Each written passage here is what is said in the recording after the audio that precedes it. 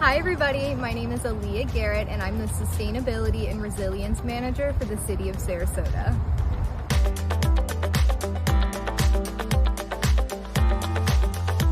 So at the city, I manage our Sustainability and Resilience program, and we have tons of different initiatives to protect our city from environmental challenges that we've been facing now and into the future. So we have a vulnerability assessment and adaptation plan that looks at critical assets, so doing project implementation and getting grant funds or other opportunities to make sure that we mitigate flooding and other environmental challenges. We also promote recycling and local composting initiatives and do a lot of community education as well.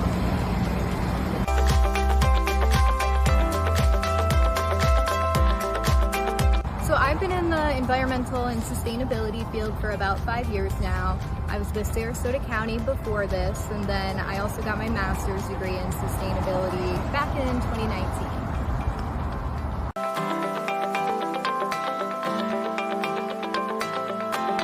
We have a lot of different initiatives going on. The main one being implementing projects from our vulnerability assessment and adaptation plan that looked at critical assets in our community to make sure they're more resilient against the stronger and more frequent storms that we're seeing. We're also looking to promote clean air through doing some greenhouse gas emissions inventories, promoting recycling as well with businesses and residents, and supporting a ton of local composting initiatives. And education too. Education is super important to us. We're partnering with high schools and Keep Sarasota County Beautiful and lots of other local organizations to make sure that we're educating the community and doing a lot of outreach.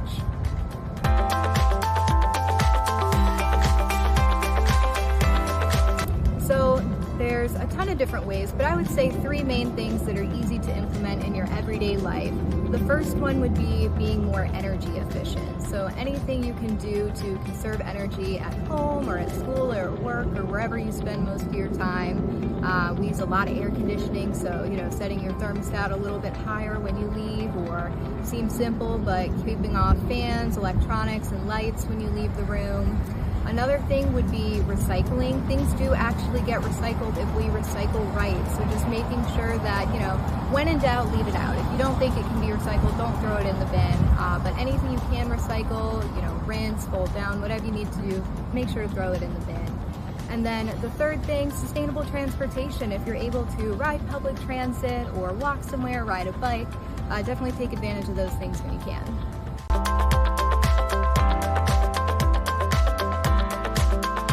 So when I was 10, I had an angelfish breeding business, and essentially when I was about 9, I got a fish tank and I had a bunch of different fish in there, and 2 of the angelfish that I had in my tank mated and they laid eggs. So I took the eggs out and I put them in a little tank so they could be safe, and they hatched, and I ended up having about 50 angelfish.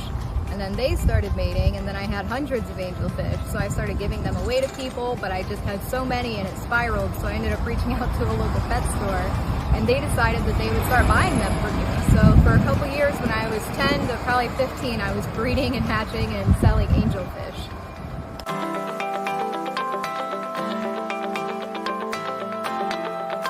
So I would just say to commit to taking 1 small action a day, a week, whatever's feasible for you. Some people think, oh, I'm just one person, I can't make that much of a difference. But I do just want to stress that every action counts, and that we really can all come together and do 1 small thing whenever we can to make a difference for our community now and for future generations.